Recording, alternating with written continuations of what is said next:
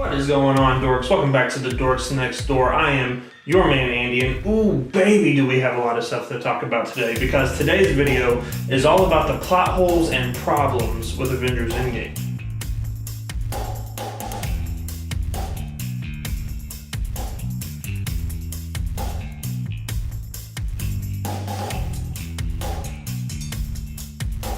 Obviously, Endgame isn't perfect from a film aspect, but it still is an amazing accomplishment for Marvel Studios. From the storytelling aspect to the character development, Endgame was the perfect ending to the Infinity Saga they were telling. However, some MCU fans have had some issues with the movie, mainly with the plot and with the endings to some of our beloved characters. So this video is dedicated to trying to tie it all together, so let's discuss the plot holes and problems with Avengers Endgame. First, let's talk about the main plot behind this movie, time travel. Now, there are a lot of time travel movies, and most of them are hard to follow. You know, movies like Back to the Future, Hot Tub Time Machine, and Looper. But with Avengers Endgame, they set up their rules for time travel, and they explain their rules several times, and it makes sense. Instead of going back in time and erasing your present timeline, they set up, which makes sense, that if you go back in time, your past becomes your future, and your present becomes your past. Which is why when Nebula in 2019 kills 2014 Nebula, she doesn't disappear. All of this creates a new timeline in the MCU. A timeline where the Guardians don't exist. Thanos doesn't find the Infinity Stones. Vision was never created. Different things like that. This creates a new timeline. So it isn't a plot hole because they fully explain the plot in the film. Which also explains why they had to return each of the Infinity Stones to the exact moment they were taken. The conversation between Professor Hulk and the Ancient One, you know, the conversation when people were told to go use the bathroom during the movie, fully explains that they can avoid the different branches of alternate timelines by doing this. That's why when Cap went back to return the stones, he even said, clip all the branches. Endgame made sure to fully explain how the rules for time travel worked. And to be completely honest with you, it's the only explanation that makes sense. Now let's discuss some of the character arcs and endings. First, let's start with Captain America. I've seen a lot of people online complaining about how Steve Rogers' arc came to an end. The main argument for this is the fact that in Avengers Age of Ultron, Steve Rogers went on to say, I don't know, family, stability. Guy who wanted all that went in the ice 75 years ago. So Cap going and staying in the 40s is completely out of character, right? Well, no, not really. I mean, let's look at this whole thing. The whole quote was about moving on from Peggy, but obviously, from the compass that he carries with her picture in it, proves that he regrets not spending his life with her. So taking that into account, when Steve and Tony go back in time and he sees Peggy, he is quickly reminded again of the life he could have lived. He saw how much joy it brought Tony to have a family, and he regrets not being able to do the same. So when he saw the opportunity to have that life, he took it. One of the few times Steve Rogers makes a selfish decision, a decision, by the way, that he has totally earned, people begin to freak out.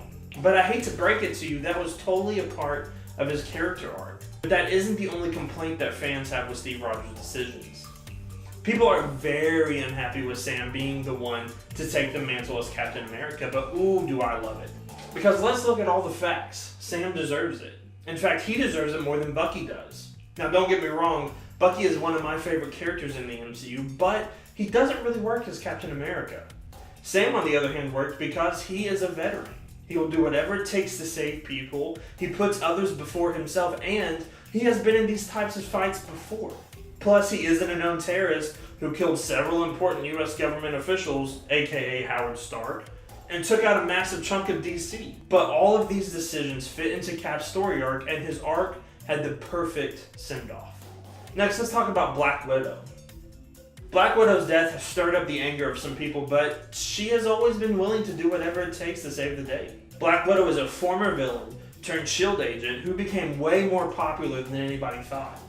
I mean, Scarlett Johansson absolutely killed the role every movie she was in, and this movie was no different.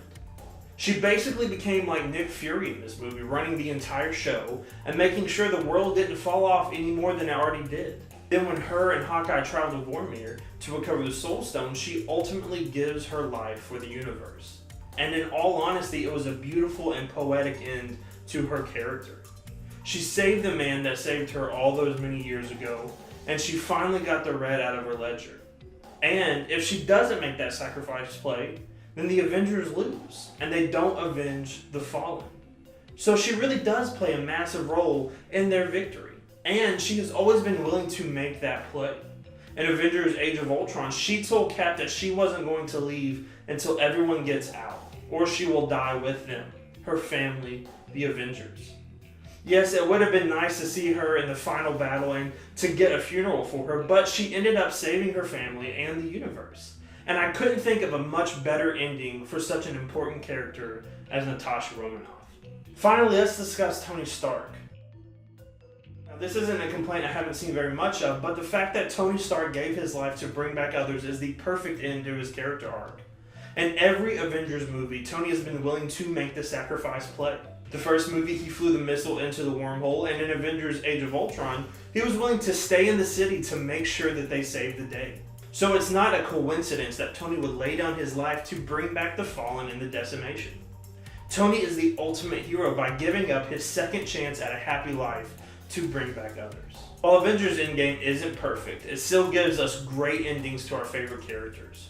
From Cap getting his happy ending to Tony and Natasha saving the entire universe, each and every character got a moment to shine.